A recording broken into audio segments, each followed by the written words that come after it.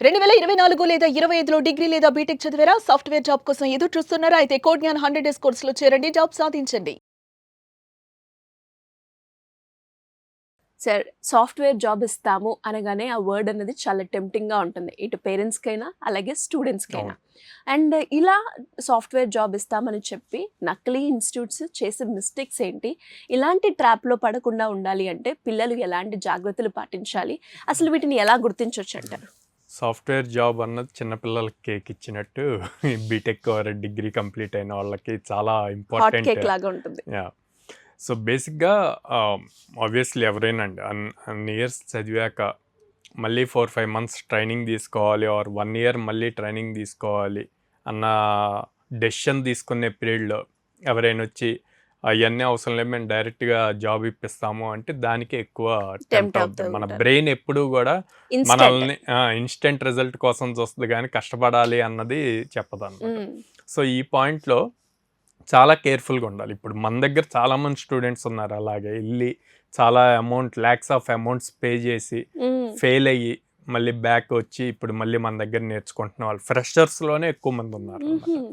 So ఇలాంటి విన్నప్పుడు చాలా బాధ వేసేది. బాధవుతుంది. యెస్. అంటే ప్రాపర్ గైడెన్స్ లేక వీళ్ళు ఇట్లాగా అవుతున్నారు అన్న ఫస్ట్ ఎవరైనా మాట చెప్పినప్పుడు హ్మ్.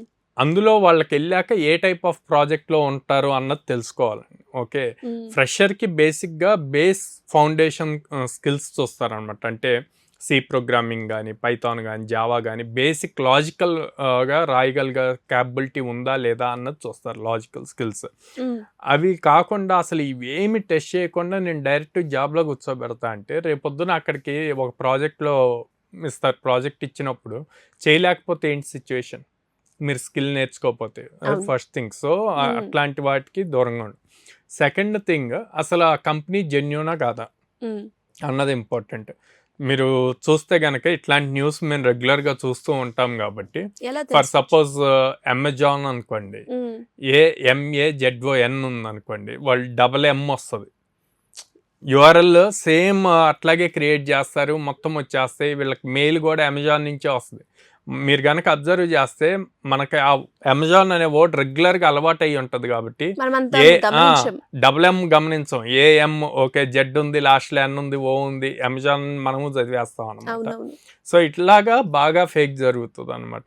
సో హుహు. అట్లాంటివన్నీ కేర్ఫుల్గా చూసుకోవాలి. అండ్ అసలు డైరెక్ట్గా హెచ్ఆర్స్తో కనెక్ట్ చేస్తామంటారు, తీసుకెళ్తారు కూడా, లొకేషన్స్కి తీసుకెళ్తారు డైరెక్ట్గా, డ్రైవ్స్ కూడా పెడతారు కదా సార్? డ్రైవ్స్ కూడా కండక్ట్ చేస్తారు. సో చేసినప్పుడు మీరు అబ్జర్వ్ చేస్తూ ఉండాలి, అసలు ఎంతమంది వచ్చారు, ఎవరు ఏంటి, ఆ వచ్చిన వాళ్ళతో ఇంటరాక్ట్ అవ్వాలి. ఇంటరాక్ట్ అయ్యి తెలుసుకోవాలి వాళ్ళు ఎలా వచ్చారు ఏంటి అన్నది, అది జెన్యూనా కాదా అన్నది క్రాస్ చెకింగ్ చాలా ఇంపార్టెంట్ అనమాట. అలా లేదు అంటే కనుక మీరు అనవసరంగా టైం వేస్ట్, మనీ వేస్ట్. సరే ఓకే, మనీ పోతే మళ్ళీ ఎర్న్ చేసుకో, కానీ పోయిన టైం రాదు కదా. అస్సలు. ఓకే, అండ్ టైం మనీ రెండు పోవటం వల్ల మనం డిప్రెషన్లోకి వెళ్తాం. వెళ్ళిపోతాం. అరే ఏంటిది ఇలా అయిపోయింది, ఇంకా నా లైఫ్ ఇంతేనా, ఇట్లాంటివన్నీ వచ్చేస్తాయి అనమాట. సో అందుకే లైక్ ఇలాగ మోసపోకుండా ఎక్కడా కూడా జాబ్ గ్యారంటీ ఉండదు. డైరెక్ట్గా తీసుకెళ్ళి జాబ్లో కూర్చోబెట్టారు అంటే నువ్వు ప్రతిరోజు భయపడుతూనే ఉండాలి, ఎవరొచ్చి ఏమడుగుతారో, మన దగ్గర ఏ స్కిల్ ఉంది, ఎలా చేయాలి, ఇట్లాంటివన్నీ వస్తాయి. So instead of that 4 to 5 months మీరు ప్రాపర్ స్కిల్ నేర్చుకోవటానికి టైం స్పెండ్ చేయండి. అలా గనక టైం స్పెండ్ చేశారు అంటే ఈజీగా ఇంటర్వ్యూస్ క్రాక్ చేయగలుగుతారు, జాబ్ తెచ్చుకోగలరు. మీ సొంతంగా మీరు ఇంటర్వ్యూ క్రాక్ చేసి జాబ్ తెచ్చుకుంటే ఆ కాన్ఫిడెన్స్ లెవెల్ డిఫరెన్స్ ఉంటుంది. ఒకవేళ ఏదైనా లే ఆఫ్లో మీ జాబ్ పోయినా సరే మీకు ఆ కాన్ఫిడెన్స్ ఉంటుంది, అరే మళ్ళీ మనం ఇంటర్వ్యూ క్రాక్ చేయగలుగుతాము అని. హ్మ్. బట్ ఇక్కడ సిచ్యువేషన్ అలా కాదు, మనీ పోయినాయి, టైం పోయింది. సో ఆ కాన్ఫిడెన్స్ లెవెల్ ఈ పర్సన్ దగ్గర ఉండదు. ఉండదు. సో అందుకని అలాంటివి చేయొద్దు. అండ్ అలాగే సార్ ఫేక్ సర్టిఫికేట్స్ కూడా పెడుతూ ఉంటారు కదా! వాటిని చాలా మంది ఇప్పుడు న్యూసెస్ కూడా అవే వస్తున్నాయి కాబట్టి వాటిని ఎలా గుర్తించొచ్చు అంటారు? సో ఫేక్ సర్టిఫికేట్స్ అన్నప్పుడు 2 థింగ్స్ అండి. హ్మ్. మీ డిగ్రీ సర్టిఫికేట్స్ ఫేక్ ఇస్తారు, హ్మ్. ఆర్ మీరు ఆల్రెడీ వర్క్ చేసినట్టు ఫేక్ ఇస్తారు అనమాట. సో నేను రెండు కూడా కరెక్ట్ కాదు. ఓకే, ఫర్ సపోజ్ వర్క్ చేసినట్టు మీరు ఫేక్ ఎక్స్పీరియన్స్ తీసుకున్నారు అనుకోండి, అంటే మీరు లోపలికి వెళ్ళాక మీ మీద ఒక ఇంప్రెషన్ అన్నది ఉంటుంది, అరే ఎక్స్పీరియన్స్డ్, ఆల్రెడీ 3 years వర్క్ చేసి వచ్చాడు, సో డైరెక్ట్ ప్రాజెక్ట్లో వేస్తే టీమ్ మేనేజ్ చేసుకోగలుగుతాడు, ఈ టైప్లో ఉంటుంది. లేదా ఒక మాడ్యూల్ అసైన్ చేస్తే చేసేయగలుగుతాడు అని. తీరా లోపలికి వెళ్ళాక మీకు మాడ్యూల్ అసైన్ చేశాక మీకు ఆ స్కిల్ రాలేదనుకోండి, ఎన్ని రోజులు మేనేజ్ చేయగలుగుతారు? మేనేజ్ చేయటం కష్టం. చాలా కంపల్సరీగా బయట నుంచి ఎవరో ఒకరు సపోర్ట్ తీసుకుంటూ ఉండాలి.